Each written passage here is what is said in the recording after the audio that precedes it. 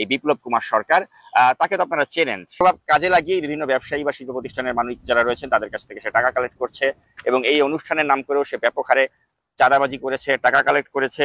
এবং এই কুখ্যাত ব্যক্তি যখন তিনি মোহাম্মদপুরে ছিলেন, তিনি প্রচুর ভূমি দস্যু যারা ছিল তাদের থেকে টাকা টাকা কালেক্ট করেছিলেন, এবং তার এত দুর্নীতি নিয়ে কিন্তু গোয়েন্দা রিপোর্টের প্রেক্ষিতেই তাকে পরবর্তীতে রংপুরে বদলি করা হয়েছিল। পুলিশ কর্মকর্তা বিপ্লব কুমার সরকার, আমরা তাকে ডিবি হারুনের মতো পরিচিত মনে করি, তিনিও সেখানে ছিলেন যখন বিএনপির একজন সংসদ হুইপ জয়নাল আবেদিন ফারুককে ডিবি হারুন ধরেছিলেন, সেখানে এই বিপ্লব কুমার ছিল। অবশ্যই বিপ্লব কুমারকে নিয়ে চাঞ্চল্যকর কিছু তথ্য ফাঁস করেছেন নাগরিক টিভি নাজমুস সাকিব।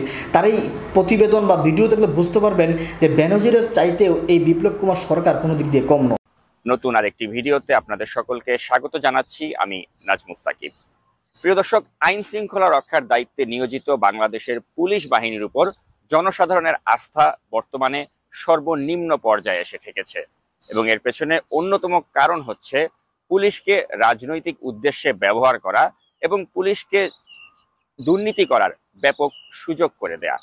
এবং দুর্নীতিতে নিমজ্জিত এই পুলিশ কর্মকর্তারা আজ জনসাধারণের আস্থা তো অর্জন করতে পারেইনি, উপরন্তু জনসাধারণের বা যারা ব্যবসায়ী বা শিল্পপতি রয়েছেন তাদের একটা অনাস্থার কারণ হয়ে দাঁড়িয়েছেন, এবং তাদের জন্য কোনো কোনো ক্ষেত্রে ভীতির কারণ হয়ে দাঁড়িয়েছেন। এবং এই ভীতি তারা এতটাই সৃষ্টি করেছেন যে বর্তমানে বাংলাদেশ থেকে প্রায়শই আমি এই পুলিশের এই দুর্নীতি এবং এই অনিয়ম নিয়ে যে ধরনের আমি তথ্য পাচ্ছি সেগুলো আসলে আটকে ওঠার মতো। যেমন আপনাদের নিশ্চয়ই মনে আছে যে মাসখানেক আগে যখন ডিএমপির প্রতিষ্ঠা বার্ষিকী ছিল, সেই ডিএমপির প্রতিষ্ঠা বার্ষিকীকে কেন্দ্র করে যেভাবে ব্যাপকভাবে ডিএমপির যিনি বর্তমান পুলিশ কমিশনার রয়েছেন আপনারা জানেন, সেই হাবিবুর রহমান, এবং তার সাথে তখন যোগ দিয়েছিলেন আরেক কুখ্যাত যিনি ডিএমপির যুগ্ম কমিশনার সেই বিপ্লব কুমার সরকার, তারা মিলে লুটপাট করেছিল এবং অর্থ লোপাট করেছিল, চাঁদাবাজি করেছিল। সেগুলো নিয়ে আমি বিস্তারিত প্রতিবেদন করেছিলাম, নিশ্চয়ই আপনারা নাগরিক টিভিতে সেগুলো দেখেছেন। তো এ পর্যায়ে 2 মাস যেতে না যেতেই আবারও পুলিশের একটি ব্যাপক অনিয়মের তথ্য আমার কাছে এসেছে, যে তথ্যটি আজ আমি আপনাদের সাথে শেয়ার করতে চলেছি। তো প্রিয় দর্শক, এবারও যে কুখ্যাত ব্যক্তিটির নাম এসেছে তিনি সেই একই কুখ্যাত বিপ্লব কুমার সরকার, এবং তার সাথে যোগ দিয়েছেন আরেকজন কুখ্যাত পুলিশ কর্মকর্তা, এবং তারা কি করছেন সেটি একটু আমি আপনাদের সামনে তুলে ধরতে যাচ্ছি। আমি আপনাদেরকে জানাতে চাই যে বাংলাদেশ পুলিশ সার্ভিস অ্যাসোসিয়েশন নামে একটি অ্যাসোসিয়েশন রয়েছে, এবং এই অ্যাসোসিয়েশনের একটি নতুন কমিটি গঠন হয় প্রতি বছর। তো এবারও একটি নতুন কমিটি গঠন হয়েছে, এবং এই নতুন কমিটি গঠনের একটি অনুষ্ঠান, এটি সাধারণত যেটা হয় একটি স্বল্প পরিসরে একটা আয়োজন করা হয়ে থাকে, এবং এতে খুব বেশি টাকা যে খরচ হয় তা কিন্তু না, এবং প্রতি বছরই এই অনুষ্ঠানটি এভাবেই হয়ে আসছে। কিন্তু এবছর একটা ব্যতিক্রমী অবস্থা আমরা দেখতে পাচ্ছি।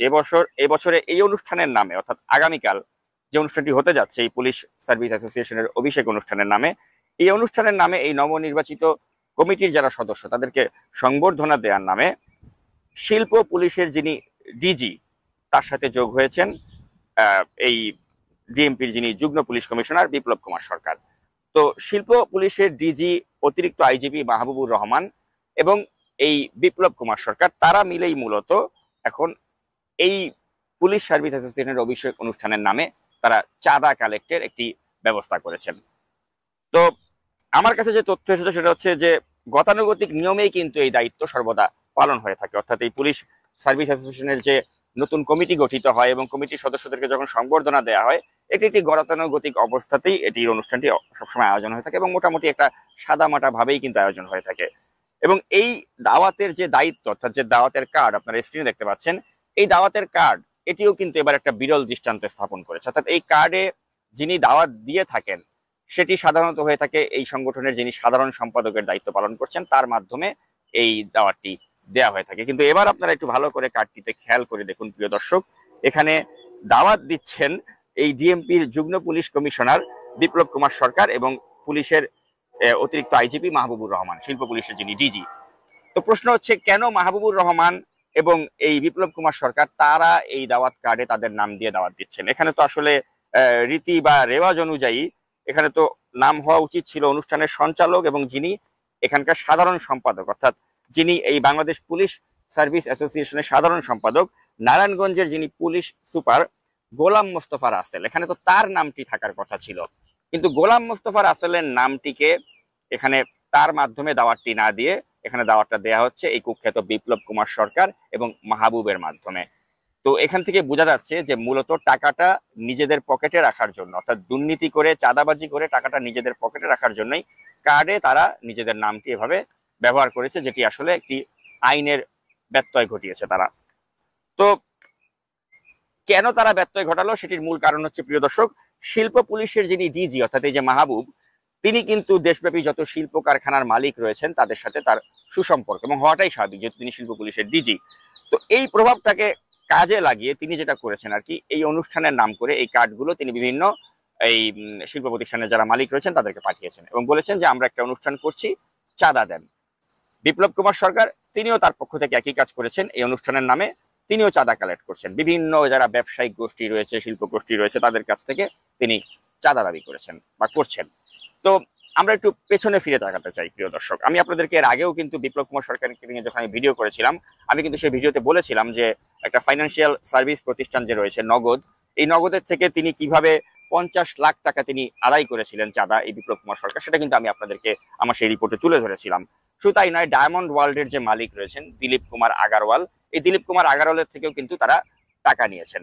এবং শুধু তাই নয়, আপনারা গাজীপুরের যিনি মেয়র জাহাঙ্গীর, তার কাছ থেকেও কিন্তু টাকা কালেক্ট করা হয়েছে। আপনি জানেন জাহাঙ্গীর কিন্তু এখন অনেক সমস্যায় জর্জরিত। তো জাহাঙ্গীরকে ডাকা হয়েছে, ডেকে বলা হয়েছে যে আপনি তো অনেক সমস্যায় জর্জরিত, আপনাকে এই সমস্যাগুলো আমরা সমাধান করে দেব। এবং বিপ্লব কুমার সরকার এই জাহাঙ্গীরকে ডাক দিয়ে বলেছেন যে এই সমস্যার সমাধান করে দেব, শর্ত হচ্ছে আপনি আমাদেরকে কিছু টাকা দেন। আমাদের যে এই পুলিশ সার্ভিস অ্যাসোসিয়েশনের যে অনুষ্ঠান হচ্ছে, এই অনুষ্ঠানে আপনি কিছু টাকা দেন, এবং টাকা দিলে আপনার এই যে ঝামেলাগুলো আছে, আইনগত ঝামেলা, এগুলো থেকে আপনাকে রক্ষা করে দেবো আমরা।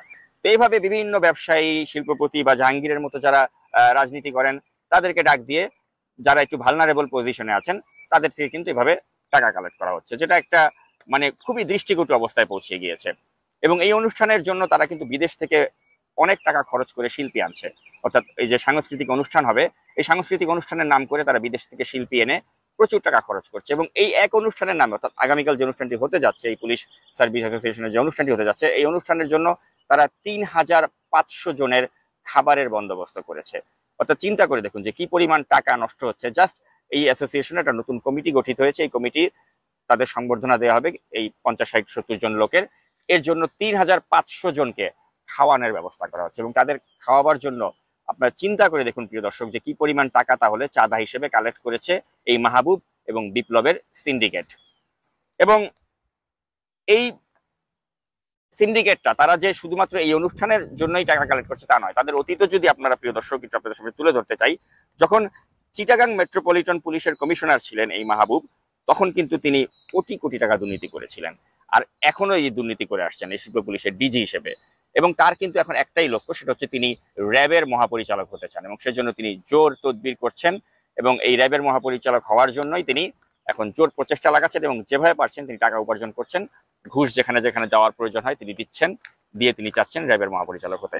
আর পাশাপাশি তার যে আরেক পার্টনার ইন ক্রাইম, যার কথা আমি আপনাদের সামনে বললাম, এই বিপ্লব কুমার সরকার, তাকে তো আপনারা চেনেন। সে তো একসময় যখন তেজগাঁও সেখানে যখন সে দায়িত্বে ছিল, আপনাদের নিশ্চয়ই মনে আছে জয়নাল আবেদিন ফারুক, বিএনপির নেতা, তাকে যে সংসদ ভবনের সামনে যে পেটানো হয়েছিল, এই আরেক পুলিশ কর্মকর্তা যিনি এখন বর্তমানে ডিএমপির, আপনারা জানেন যে ডিবি পুলিশের যিনি প্রধান হিসেবে আছেন, হারুনুর রশিদ। তো এই হারুন এবং বিপ্লব তারা মিলে তো জয়নাল আবেদিনকে রাস্তার মধ্যে ফেলে পিটিয়েছিল, আপনাদের নিশ্চয়ই মনে আছে। এবং এই হারুন, তার বিরুদ্ধেও তো নাগরিক টিভিতে আমরা প্রতিবেদন করেছিলাম, নিশ্চয়ই আপনারা সেটি দেখেছেন। তো এখন এই বিপ্লব, সেও কিন্তু সেদিন জয়নাল আবেদিন ফারুককে রাস্তার মধ্যে ফেলে পিটিয়েছিল। তো সেই পেটানের পুরস্কার বলুন বা যাই বলুন, সেই স্বপ্নে বিভোর হয়ে এবং 28 অক্টোবরে যে বিএনপির উপরে একটা ক্র্যাকডাউন করা হলো, সেটারও তো নেতৃত্ব দিয়েছিল এই কুখ্যাত বিপ্লব কুমার সরকার। তো সবকিছু মিলিয়ে সেই বিপ্লব এখন সে দাবি করে যে সে নাকি শেখ হাসিনার সাথে সরাসরি এখন সে SMS এর মাধ্যমে যোগাযোগ করে, এতটাই সে ওয়েল কানেক্টেড। এবং সেই প্রভাব কাজে লাগিয়ে বিভিন্ন ব্যবসায়ী বা শিল্প প্রতিষ্ঠানের মানুষ যারা রয়েছেন তাদের কাছ থেকে সে টাকা কালেক্ট করছে, এবং এই অনুষ্ঠানের নাম করেও সে ব্যাপক হারে চাঁদাবাজি করেছে, টাকা কালেক্ট করেছে। এবং এই কুখ্যাত ব্যক্তি যখন তিনি মোহাম্মদপুরে ছিলেন, তিনি প্রচুর ভূমি দস্যু যারা ছিল তাদের থেকে টাকা কালেক্ট করেছিলেন, এবং তার এত দুর্নীতি নিয়ে কিন্তু গোয়েন্দা রিপোর্টের প্রেক্ষিতেই তাকে পরবর্তীতে রংপুরে বদলি করা হয়েছিল। তারপর তো সে আবার ফেরত আসলো ঢাকাতে, এবং এসে তো তিনি এখন যুগ্ম পুলিশ কমিশনারের দায়িত্ব পালন করছেন, এবং এখন ডিআইজি হওয়ার স্বপ্ন দেখছেন। আর তার তো নারীবাজির যে বিষয়টা, সেটা তো থেমে নেই। আপনারা তো নিশ্চয়ই নাগরিক টিভিতে এর আগে যখন তার বিরুদ্ধে প্রতিবেদন করেছিল, আপনারা নিশ্চয়ই জানেন যে ছোঁয়া ডেন্টাল নামে যে একটা প্রতিষ্ঠান রয়েছে, সেটা যে কর্ণধার ওই ছোঁয়া নামের একজন নারী, তার সাথে তো তার পরকীয়া সম্পর্ক রয়েছে। এবং এই ছোঁয়ার যিনি স্বামী, সেই ভুক্তভোগী, সে তো স্বরাষ্ট্রমন্ত্রীর কাছেও বিচার দিয়েছিল, কিন্তু দিয়ে কি প্রতিকার পেয়েছে? পায়নি। এই লম্পট ঘরে স্ত্রী রেখে এই বিপ্লব কুমার সরকার সে একাধিক নারীর সাথে এ ধরনের ফষ্টিনষ্টি করে যাচ্ছে, এবং এই অবৈধ কালো টাকার জোরে সে এখন দুর্নীতি দ্বারা শত শত বা হাজার হাজার কোটি টাকা সে কামিয়ে ফেলছে। এবং এগুলো দেখেও যেন কেউ দেখছে না, শুনেও কেউ শুনছে না, বুঝেও কেউ বুঝছে না। আর এই যে পুলিশ সার্ভিস অ্যাসোসিয়েশন, তাদের নাম করে এই যে মাহবুব এবং বিপ্লব, তারা যে এইভাবে যে টাকা লোপাট করছে, বিভিন্ন ব্যবসায়ীদেরকে, শিল্পপতিদেরকে জিম্মি করে টাকা কালেক্ট করছে, এর মাধ্যমে পুলিশের প্রতি মানুষের যে আস্থা বা বিশ্বাস, সেটি তো তলানিতে এসেছে, সেটা আরো তলানিতে চলে যাচ্ছে। এবং এরা মানে এই ক্রাইমের দ্বারা তারা একটা কর্তৃত্ববাদী সরকারকে ক্ষমতায় রেখে যাচ্ছে, পাশাপাশি তারা দুর্নীতি করে নিজেদের পকেট ভারী করছে, আর এই সরকার এগুলো দেখেও না দেখার ভান করছে। কিন্তু একটা দেশ তো প্রিয় দর্শক এভাবে চলতে পারে না। এ ধরনের মাহবুব বা এ ধরনের এই বিপ্লব, এদের মতো পুলিশ কর্মকর্তার দ্বারা গোটা পুলিশ বাহিনী আজ কলঙ্কিত, এবং আমরা পুলিশ বাহিনীকে এভাবে দেখতে চাই না। আমরা এই অবস্থার পরিবর্তন চাই প্রিয় দর্শক, এবং আশা করি কোনো না কোনো দিনে অবস্থার পরিবর্তন হবে।